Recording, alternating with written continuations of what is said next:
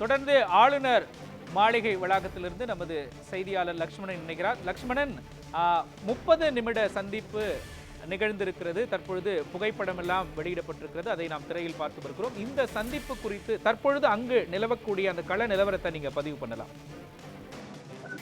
கண்டிப்பாக மோகன், திடீரென பார்த்தோம் என்றால் தமிழகத்தில் ஏற்பட்டக்கூடிய இந்த பிரச்சனைகள் குறித்து தமிழக வெற்றி கழகத்தின் தலைவர் விஜய் தொடர்ந்து ஆளுநரை சந்தித்து ஒரு மனுவானது அளிக்கப்பட்டிருந்தது. குறிப்பாக அந்த மனுவில் பார்த்தோம் என்றால் இன்று தமிழக வெற்றி கழகத்தின் தலைவர் பொறுத்த வரைக்குமே மேல ஆளுநரை சந்தித்துள்ளதாகவும், மேலும் எங்கள் மனுவில் குறிப்பிடப்பட்டது பார்த்தோம் என்றால் தமிழ்நாட்டில் சட்ட ஒழுங்கு பாதுகாப்பு வேண்டும் என்றும் அனைத்து இடங்களிலும் பெண்களுக்கான பாதுகாப்பு உறுதி செய்து உரிய நடவடிக்கை மேற்கொள்ள வேண்டும் எனவும் வலியுறுத்தியுள்ளோம் எனவும் கூறப்பட்டிருக்கிறது.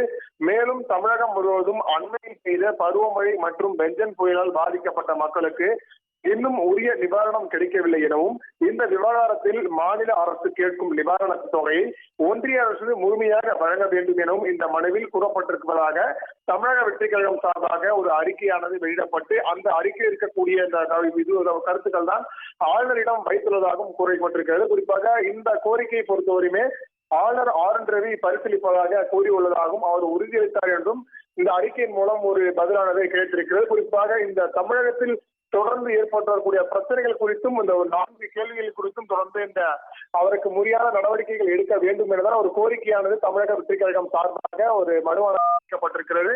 குறிப்பாக இந்த தமிழகத்தில் பொறுத்தவரையுமே கடந்த ஒரு 2 மாதங்களாகவே இந்த பருவமழை எதிர்வழியாக பெஞ்சல் புயல் தாக்கமானது பெரும் பரபரப்பை ஏற்படுத்தியிருந்தது. அதன் தொடர்ச்சியாக தமிழகத்தில் பொறுத்தவரையுமே இந்த கடலூர், விழுப்புரம், திருவண்ணாமலை போன்ற பல்வேறு மாவட்டங்களிலுமே பல்வேறு இந்த மழையினால் பிரச்சனைகள் ஏற்பட்டு பொதுமக்களுடைய வாழ்வாதாரம் பாதிக்கப்பட்டு அவர்களுடைய பொருட்கள் முழுவதுமே சேதமடைந்து உயிர் விபத்து கூட பல்வேறு இடத்தில் நிறைவேற்றது.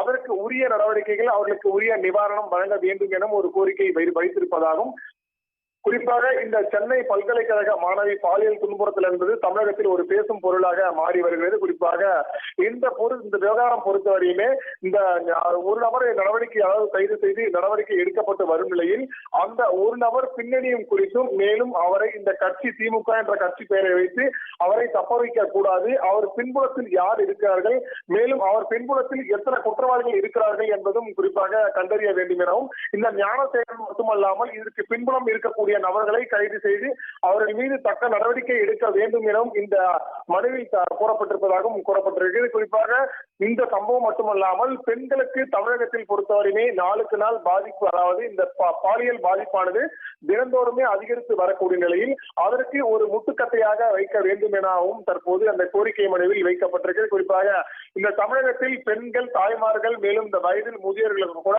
தமிழகத்தில் பொறுத்தவரையுமே வயதானவர்களுக்கு பாலியல் துன்புறுத்தல் என்பது நாளுக்கு நாள் அதிகரித்து வருவதாகவும், அதனை இன்று முதல் கட்டுப்படுத்த வேண்டும். குறிப்பாக தமிழகத்தில் பாலியல் துன்புறுத்தலுக்கு இடம் இல்லாத வகையில் நடவடிக்கை எடுக்க வேண்டும் எனவும் தற்போது ஆளுநரிடம் தமிழக வெற்றி கழகத்தின் தலைவர் விஜய் ஒரு கோரிக்கை மனுவை அளித்திருக்கிறார். அதன் தொடர்ச்சியாக அந்த நடவடிக்கைகள் முழுவதுமே விரைவில் பரிசீலிக்கப்படும் எனவும் ஆளுநர் ஆர்.என். ரவி அவருக்கு பதிலளித்தார் எனவும் கூறப்பட்டிருக்கிறது. அந்த காட்சிகளானது தற்போது நம் திரையில் பார்த்து வருகிறோம். குறிப்பாக 3 காட்சிகளானது தற்போது திரையில் நாம் காண்பித்து வருகிறோம்.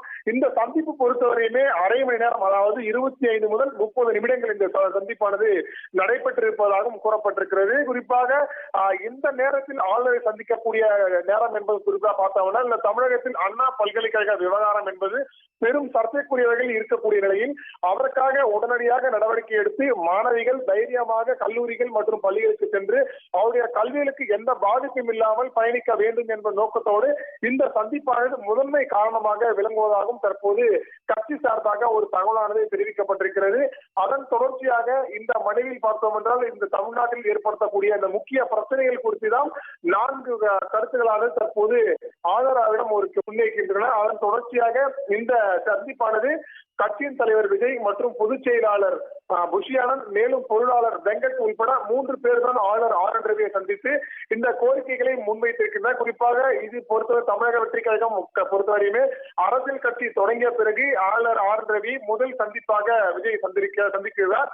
அதன் தொடர்ச்சியாக பார்த்தோம் என்றால் இதுவரைக்குமே எந்த அரசியல் கட்சி தலைவர்களுமே சந்திக்காத விஜய் முதல் முறையாக பெண்களுக்கு பாதுகாப்பு வழங்க வேண்டும் என அந்த கோரிக்கையை முன்வைத்துதான் தற்பொழுது ஆளுநர் RN ரவியை சந்தித்து அந்த மனுக்களையும் வழங்கியிருக்கிறார். அதற்காக குறிப்பாக உள்ளே செல்லும் பொழுதும் வாகனத்தில் சென்று வெளியே வரும்பொழுது மட்டுமே இறங்கி, அதாவது காரில் இருந்து இறங்கி பத்திரிகையாளர்களுக்கும் அந்த ஒளிப்பதிவாளர்களுக்கும் கையை காண்பித்த பிறகும் மீண்டும் இந்த வண்டியில் ஏறி அவருடைய வீட்டிற்கும் புறப்பட்டு சென்றிருக்கிறார். குறிப்பாக இந்த சந்திப்பு முடிந்த பிறகும் பத்திரிகையாளர் சந்திப்பானது நடைபெறும் என அனைத்து செய்தியாளர்களுமே எதிர்பார்த்த நிலையில், ஆனால் இந்த பத்திரிகையாளர் சந்திப்பும் எதுவும் நடைபெறவில்லை. குறிப்பாக இந்த பத்திரிகையாளர் சந்திப்பு ஏன் நடைபெறவில்லை என கட்சி நிர்வாகிகளிடம் ஒரு கேள்வியானது எழுப்பினாலும், ஆனால் இந்த 2025 முதல் வாரத்திலே பொறுத்தவரை இந்த நடைபயணத்திற்கு பிறகு கட்சியின் தலைவர் விஜய் தொடர்ந்து செய்தியாளர் சந்திப்பு நடைபெறும். மேலும் மக்களிடையே தொடர்ந்து பயணிப்பாளரிடம் ஒரு கருத்துக்களும் வெளியாகி இருக்கிறது. அதன் தொடர்ச்சியாக தான் இந்த ஆளுநரின் சந்திப்பானது தற்போது நடைபெற்றதாகும். மேலும் தமிழகத்தில் இருக்கக்கூடிய இந்த பிரச்சனைகள் உடனடியாக தீர்த்து வைக்க வேண்டும்.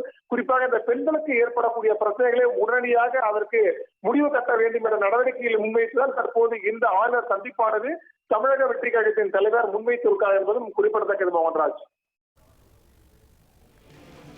விவரங்களை வழங்கியதற்கு நன்றி லட்சுமணன்.